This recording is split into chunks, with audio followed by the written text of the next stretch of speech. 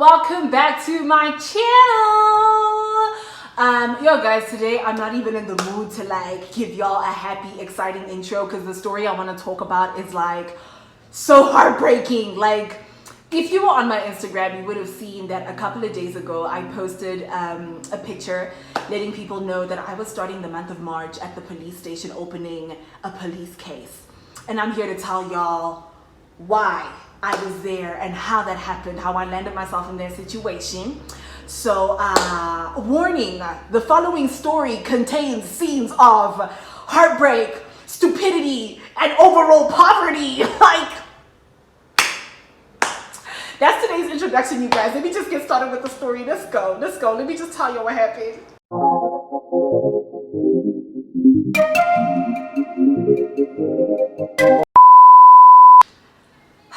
So you guys, I'm going to put on a little bit of lip gloss on my thing. Can you tell? Anyways, my story begins on Thursday, the 2nd of March, 2023. Child.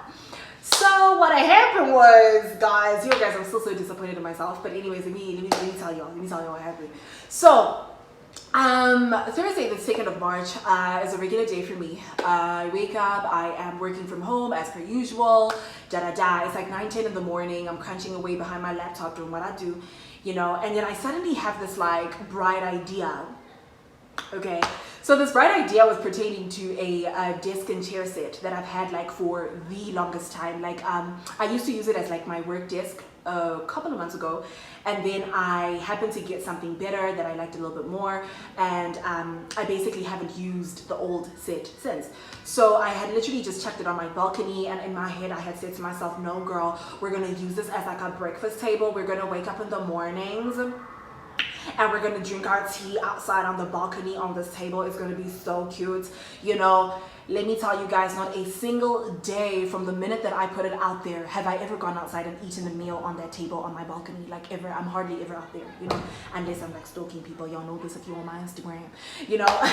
So basically I just decided, no man, let me sell this thing because it's sitting outside, nothing is happening with it, it's idle, and it's so cute, guys. It's actually like a really nice set. I actually really enjoyed using it. It's great. So obviously, first thing that comes to mind is the Facebook marketplace, right? So I go on there, I put up my little ad, I say, guys, desk and chair in great condition, $600, come get it, you know. And I leave my ad up there, and then I decide also that no, let me put it up on Gumtree as well, because I generally like how Gumtree works in terms of the communication sort of forms of communication that you can use for between like interested parties, right? So with the Facebook marketplace, you generally have to like go onto the app and like, you know, open the inbox and see what you have, if you have any offers or anything like that. Or sometimes they'll come up as notifications and that, but like, I know about you guys, but sometimes I get a notification and I'm really busy, so I don't pay attention to it until much later, and sometimes I completely forget. And then sometimes people are like, oh, never mind, I've already found something else, you know? So I like Gumtree for the fact that like, you can have your WhatsApp number on there and people can hit you up directly on your direct line, and you guys can talk. So even if I'm like super busy, I'll always obviously open my WhatsApp and, you know, catch up with the messages at some point in the day, at least, you know, it's within 24 hours, you know. So I say to myself, no, let me also post this ad on Gumtree, you know, see who's interested type thing. Go on to Gumtree, yo guys, desk and chair, cute condition, cute set, cute colors, what, you know, I'm busy advertising, doing the things. And I put my ad up there and I leave it there. So this is at around like, maybe, like I said, like 10, now it's like 10, 11 in the morning, whatever, somewhere there. And then around 2, 3 in the afternoon, I get a WhatsApp message from a seemingly interested party from Gumtree, right? So they hit me up on WhatsApp. They're like, hey, how you doing? Do you still have your desk and chair set? Is it still available? So I'm like, yippee, yay, first day, already have a potential buyer, you know, like I'm very excited about this, you know. So I say, yes, it is available, definitely, yeah, let's do this, you know. So this person happened to be, well, seemed to be a woman, an elderly woman, and I say this because of the profile picture. I'm gonna plug the profile picture up there, because as much as this is a story time, this is also like an awareness video. Y'all need to like catch what I'm saying, and if you're a person who sells things online, like you need to like watch this thing through, because telling you things is happening out there. So yeah, so this person, seemingly an elderly woman, her name was Mary as per her WhatsApp profile. She had this profile picture where it's her and her like two buddies, I guess, and they were out drinking and they're, you know, elderly white people, you know. And yeah, I'm gonna plug the picture somewhere here so you guys can know what I'm talking about and see exactly, so you can keep your eyes open, because I'm sure you can see where the story is going already. So this Mary woman is texting me, hey, I really want your table and chair, da da da, but the way I want to transact is I want to set up a delivery, like a collection and delivery and payment thing through Aramex, right? So basically she explains to me that how it's going to happen is I'm going to set up a sort of like a link where you will be able to receive your payment, and then after like you've accepted the payment from me, you're going to talk to the Aramex people who are going to come and pick up the table from your place and then come deliver it to me. So I'm like, okay, cool, that works, you know. I've got to be honest with you guys. I think above all things in this little story, the biggest thing that I've learned is, guys, listen to what I call the Holy Spirit in my life. Other people may call it a gut feeling, intuition, instinct, whatever it is. Because I remember looking at that woman's profile picture and thinking, this is so, like, it just looked odd. There was something about it that seemed very far from authentic, far from real, you know. So I even took a screenshot of this person's profile picture. I took a screenshot of the conversation and I sent it to my boyfriend and I said, baby, does this look normal? Like, does this seem real? Does it not seem a bit off to you? So in my sending that message, at some point my boyfriend replied, but I don't know how, like, I missed his message. I don't know what happened because I was also like busy with work and other stuff and whatever. So in my partially talking to people on WhatsApp, talking to this Mary woman on WhatsApp, and also partially working, like, I was sort of not ignoring her, but like, you know, I was doing other stuff as well. So I was responding sort of like when I can type vibe. And then, so as that's happening, because I wasn't responding very promptly, she was kind of like pushy a little bit, you know. She was just like, hey, listen, do we have a deal? Is everything okay? Like, you know, can I whatever? Okay, fine, I've sent you the link. If you agree, just go on the link, let's do the thing, you know. So in that happening, I was just like, dang, okay, Mary, is just a table, like, let's chill, you know. But she seemed to be, you know, quite pressured to get the deal done. So I was like, okay, you know. So when I had a moment again, I then come back to the WhatsApp messages and I see that she sent the link, right? So in that happening, what happened next? I click on the link, I go on to, it takes me to this website. Now guys, I want to let y'all know, like, it seemed so legit. Like, it looked like a proper Aramex website, because when she had told me about the delivery, like the pickup and the delivery arrangement through Aramex, I was like, I've never used Aramex people before. Like, I've sold a couple things online, but I've never used the Aramex people before. So I went and I checked, like, if they do that kind of thing, like, you know, pick up, delivery, da da da, and it said that they do. So I was like, okay, cool, sharp, you know. And because already, like I'm saying, I was a little bit skeptical, but you know, I suppose in my mind I was also thinking, guys, like, in this day and age there are so many ways to transact, like, you know. And I also haven't sold things on an online platform in a long time, so I was like, you know, maybe the game has changed or whatever, so let me see, like, you know, where this link takes me, what happens, etc, etc. So I go onto this, I click on the link, it takes me to this Aramex website, and it says like, it actually has all the details of our transaction. Like, guys, it looked so legit. It really did look so legit. But the one thing where I said, like I told y'all, I warned y'all in the beginning that there was a little bit of stupidity involved in the story. Here's where I should have been and could have been more smart, right? So it asks me at the bottom of, like, all the details of our transaction, and you know, they even had like T's and C's and da da da. Like, it was just looking so legit, you know. It says there at the bottom, like, proceed, like, to accept the payment from this Mary person. So I'm like, okay, yeah, let's do this. Let's get this money in my account. So as I click on that link, right, it asks for my card details. So I'm like, card details for a deposit? And Johnny, you know, how, sway? So in my mind, again, I'm thinking, I could pick up, like, I could feel that it was odd. I was like, this is wrong. Again, guys, when the Holy Spirit or your intuition or gut or whatever you call it talks to you, listen. So in my head, I'm like, you know what, again, Shamiso, relax. Like, there are so many ways to transact today, and like, I'm a very safe person, guys. I'm like super skeptical about everything. So sometimes I like have to talk myself into chilling about things, like, okay, you know what, no, it's okay, like, this is okay, like, relax, give it a shot type of thing. So I kind of talked myself into thinking that this was okay, but deep down I knew, girl, like, for a deposit you need account details, not card details, you know. But I put it in, I said, you know what, maybe this is the new way, maybe, you understand, because Yeah, anyways, and I generally also am a person who has a hard time catching on to like new technologies and new ways of doing things. Like I'm usually the last 1% of the population to catch on to anything or to accept a new way of doing things. Like I generally like to do things the old way, but I was like, let's give this a shot. So I put my card details in there. I don't think I need to tell y'all where this is going. But anyways, so guys, so I put my card details in and almost immediately I get a notification from my bank app, right? My banking app. I open the notification and it says to me, you're about to make a payment of it was about $72, right? To whatever account. I don't remember what it said like in the pop-up, like where the money was gonna go. But it said I was about to make a payment of $72. That's when I was just like, this is messed up. This is not me. I'm not doing this. And then you know like how it asks you, I bank with ABSA, so that you know how it asks you at the bottom, like at the, well, I don't know, for me, for ABSA, it gives you like the details of the transaction you're about to complete, and then it asks you at the bottom, like, do you accept or do you reject? So then I go ahead and reject this thing because I'm like, this doesn't make sense to me. Like, why does it say that I'm making a payment? So I'm like, this is odd. Guys, I press reject on that thing, and it takes you to a page, like as it's taking me to a page where it asks me why I rejected the transaction, money like out of my account, like 1,300 and guys, just debit gone out of my bank account.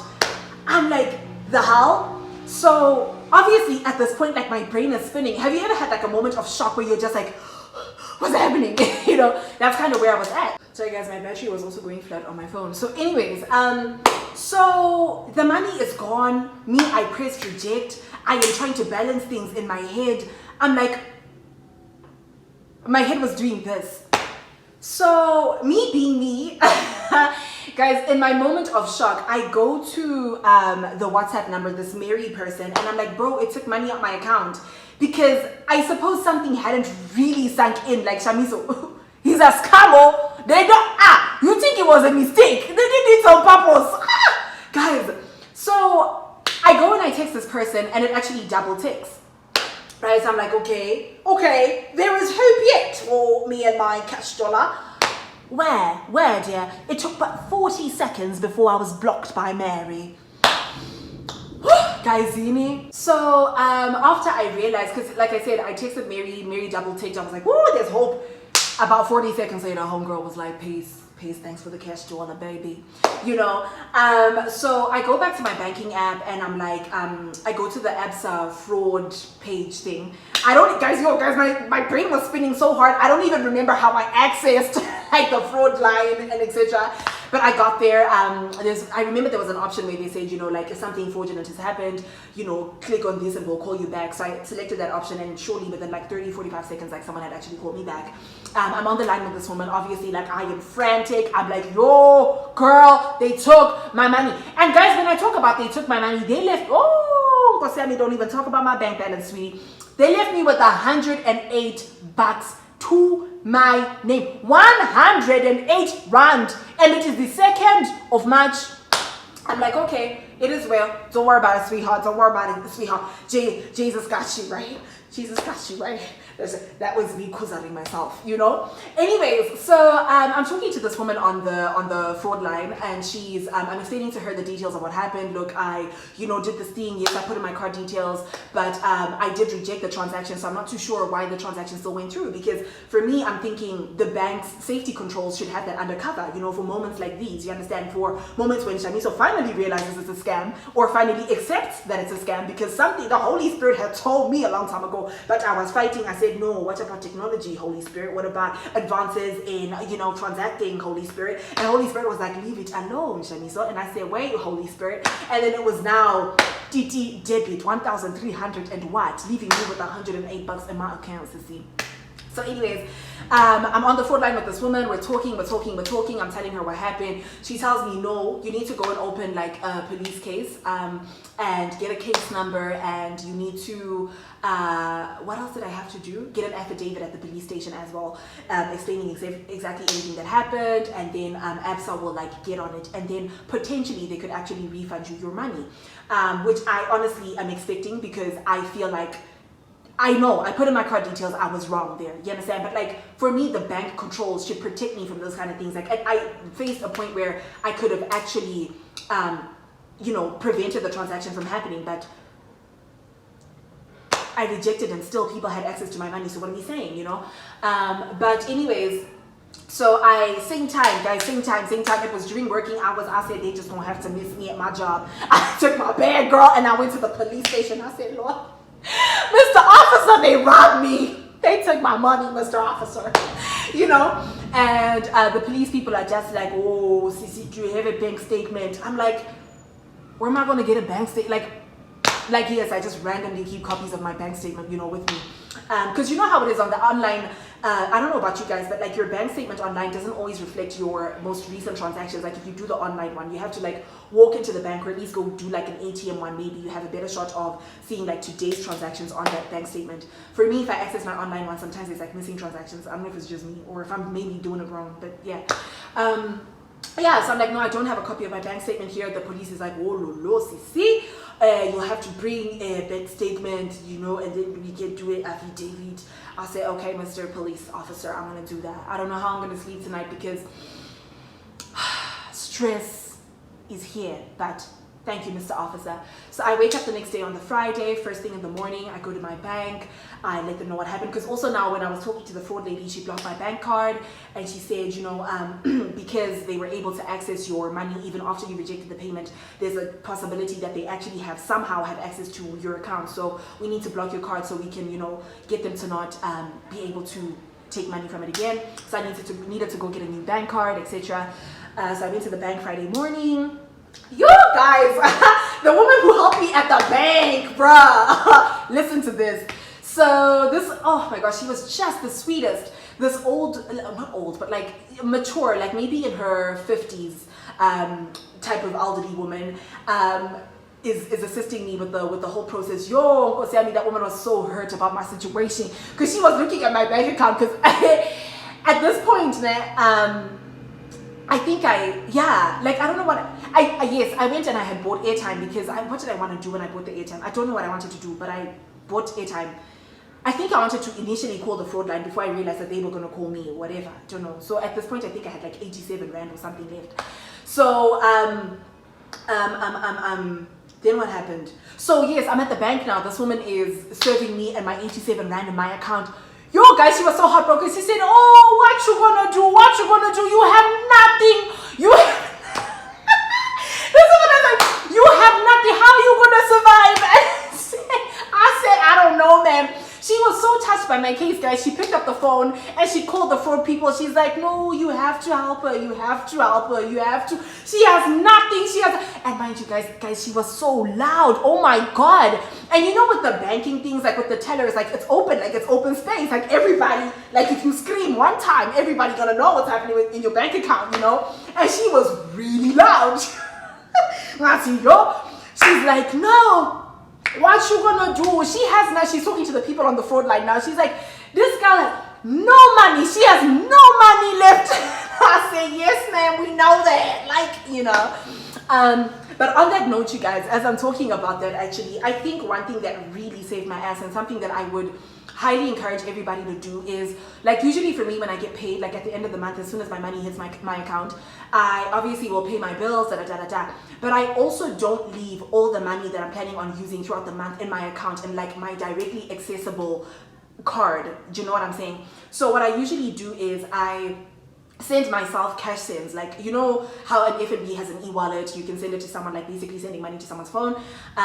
You can do that with apps, that we call that a cash send. So I usually do that for myself and I send money to my own like cell phone number to sort of store away money that I'm going to want to use later in the month, because your homegirl can swipe, guys. Yo, if I see the balance looking pretty, I'm just like, let me just buy the one pair. Let me just buy the one pair of the shoes. Like, it's just the one pair.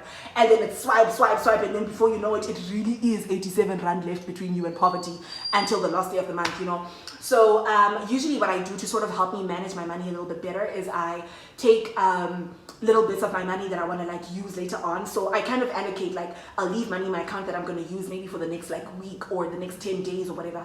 And then after 10 days, I go to my whatever cash send I send myself and I sort of reverse it so it can come into my account. And then I use that for the next couple of whatever. So blessedly for me, I actually had money put away in my cash send. So the money that I had was supposed to work whatever it was supposed to work for, but it wasn't like it for me, like between me and poverty. It wasn't that, at least blessedly so.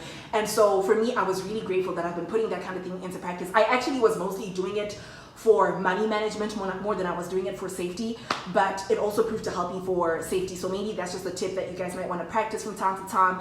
It also helps you, like I said, with money management, because you don't have all your funds directly looking at you and you're thinking you are rich when deep down your bank account says, sweetie, you know you got other things to do. You know you got bills to pay. You know what I'm saying? And then before you know it, it's all over. So luckily for me, I still had a little bit of funds like put on the side that I am now using or whatever. But you know, Oksalayo, it's my 1.3, guys. It's a lot of money. I wanted that money. I had no intention of that money ever being taken away from me. It had its plans, you know, like I had stuff to do. But yeah, that's basically what happened, you guys. So after I got back from the bank, after I got a new bank card, after that woman done embarrassed me in front of the whole bank, but she was so sweet. Like, she was so motherly. Like, she was so concerned, you guys. She was like, what you gonna do? She had the cutest little Indian accent. My Indian accent sucks, but like, that's the best I can do. She was just like, what you gonna do? Is there someone at my door? Anyways, so yeah. So yeah. What happens after that? So I go to the police station after that, and then I ended up oh, obviously, like when she was on the phone with the 4 people, they were like, no ma'am, we can't really help it, we can't really help her like over the phone, because here's what had happened. So they were saying, Muti, no, your money is still actually sitting in as a pending transaction, so it hasn't actually been taken. So if these people don't bank your money within 3 to 5 business days, it'll automatically come back to your account. But obviously we know they're smarter than that. Like, they've obviously been in the business for a minute. I mean, if you are setting up a whole Aramex page for the people to scam the people, and you know you're able to convince people, then clearly you must know what you're doing, you know. So obviously I knew they were going to bank it, but the 4 people basically said on the line that, listen, she'll have to go through the formal process of like setting up, of giving us a case number, of giving us an affidavit, etc. So I headed to the police station after the bank, got my affidavit done. I spoke to a very, very helpful police officer. He was really brilliant. Yeah, helped me out. It took a while because, you know, yo, girl, I wrote that statement. Like, I was there. I was like, it was the morning of Thursday, the 2nd of March. I was wearing a blue dress, and you know what I mean? Like, it was, yeah, I was really as detailed as I could be about the unfolding of those events, so that, you know, at least the bank can really see what happened and hopefully be able to help me get my money back. I really have my fingers crossed. Like, I've just been like, Jesus, do something, man. Like, it's my 1.3, like, it's my money. We will see what the Lord does with this case. But yeah, that's basically why I was at the police station, you guys, on the Friday.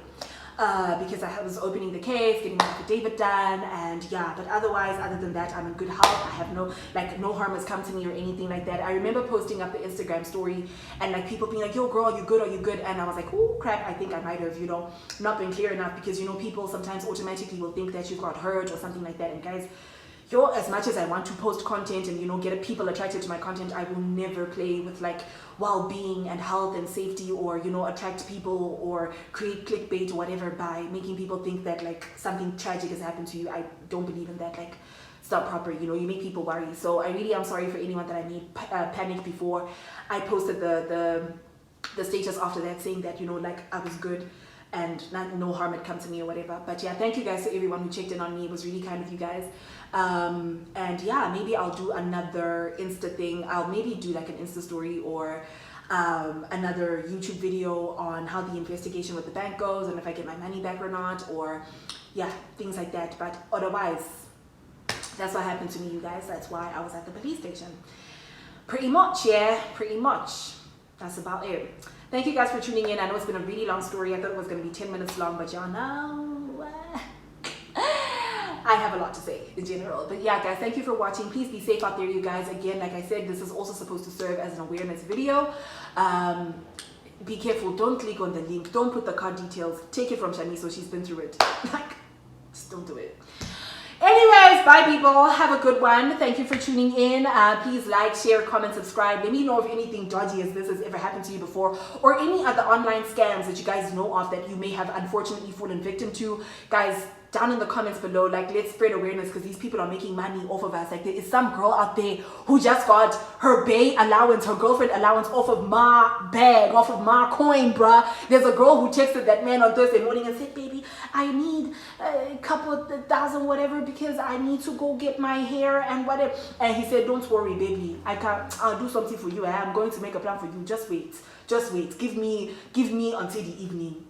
Also, last thing, please follow me on my Insta if you don't already. It is Some.thingsparkles. I will put the tag down below in the comment box. Yeah, guys, thanks for listening again.